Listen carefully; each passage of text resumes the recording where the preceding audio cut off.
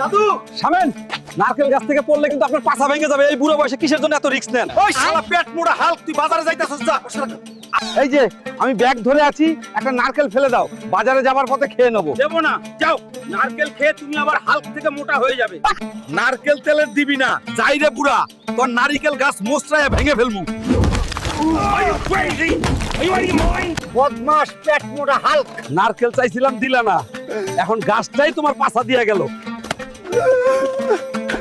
এখন মহাপুরুষ রে বাজারে আসছে, টিটকারি মারায়ও না। কাকু, আমি বাজারের সবচেয়ে সেরা মাছ কিনতে আইছি। কম দামে মাছ কে নেবে? জলদি আসো। আমি নেব। কাউকে দিও না কাকু, এটাই আমার দরকার। এই নিন কাকু, মাছটা দারুণ। হ্যাঁ, নিয়ে যান। মাছ পেয়েছি, বাড়ি যাব, জমিয়ে আজ ভোজ খাবো। কাকুর মাছটা বিশাল বটে। আরে